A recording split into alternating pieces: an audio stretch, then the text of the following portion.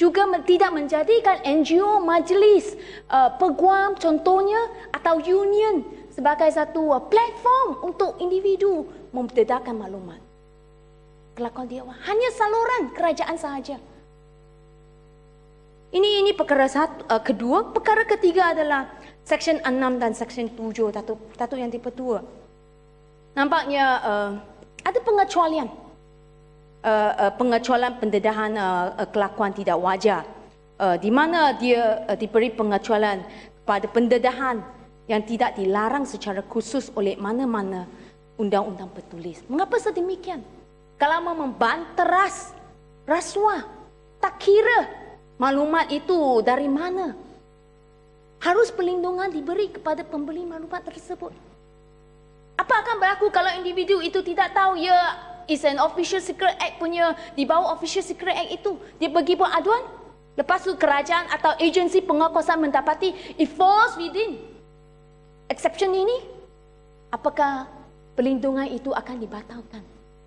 Nanti perlindungan pemberi maklumat itu akan dibatalkan dan tindakan boleh diambil terhadapnya. Saya rasa itu tidak wajar. Exception ini seharusnya dimansuhkan.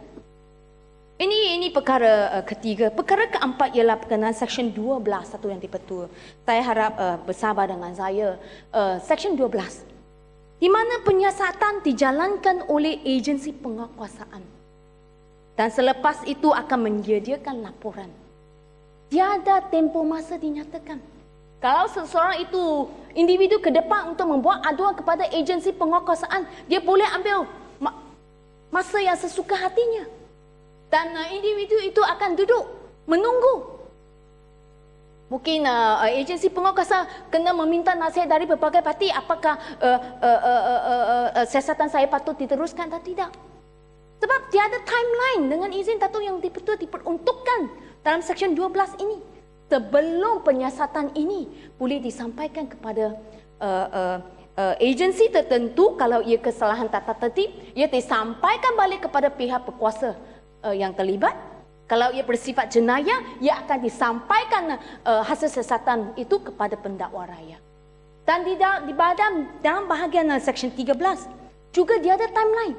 Kalau bersifat jenayah, agensi penguasaan mendapati ia bersifat jenayah, dia rujuk kepada pendakwa raya. Pendakwa raya di bawah Seksyen 13 kurungan subsection 1C, satu pendakwa raya boleh memutuskan untuk mendakwanya atau tidak, tapi dia ada timeline.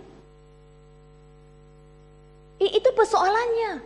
Kalau menggalakkan orang ramai keluar menjadi whistleblower, mesti menunjukkan keseriusannya, efektifnya, berkesannya. Tindakan mesti diambil. Keputusannya boleh dilihat dalam satu tempoh yang ditentukan, ditetapkan. Tapi senyap, silent. Tiada timeline. Dan berkenaan ini amat aneh ya, Datuk Yang Dipertua, Seksyen 13, subsection 3. Jika maklumat itu adalah berkenaan data tertib, ia rujuk balik kepada pihak berkuasa tersebut dan meminta pihak berkuasa mengambil tindakan.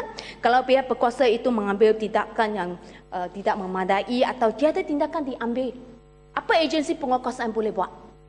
Datuk Yang Dipertua, apa dia boleh buat? Berkenaan Seksyen 13/3, dia akan behave like a crybaby dengan izin. Dia cepat-cepat akan pergi rujuk kepada menteri. Menteri, beritahu kita apa boleh kita buat. Sekarang ini pihak berkuasa enggan menerima syok atau ambil tindakan. Apabila agensi penguasaan telah mendapatkan ia adalah satu kes tata tertib. Ini diperuntukkan. Agensi penguasaan itu boleh melaporkan kepada menteri tentang penyiasatan, tapatan syok dan respon terhadap tapatan dan syok itu. Jika didapati bahawa langkah yang diambil oleh pihak berkuasa tersebut tidak memadai atau tiada tindakan. Ia tergantung di situ saja. Lepas itu, apa menteri boleh buat? Tiada diperuntukkan dalam seksyen ini. Dan Datuk Yang Dipertua, saya ingin meneruskan Seksyen 14 juga berkenaan aduan tindakan yang memudaratkan dan remedy.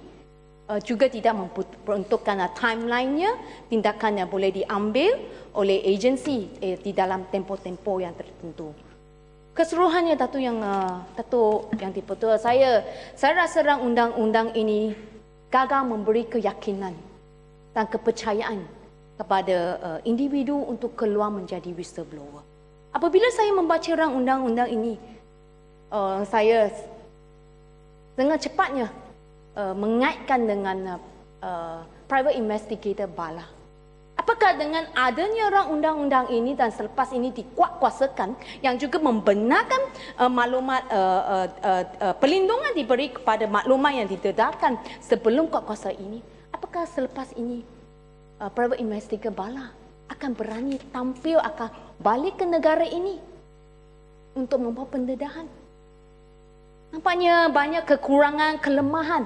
Selagi tiada satu badan yang bebas sebagai penerima, penyiasat kelakuan tidak wajar, saya tidak yakin ia akan memulihkan keyakinan dan kerajaan atau niat kerajaan yang benar-benar ingin membantaras rasuah.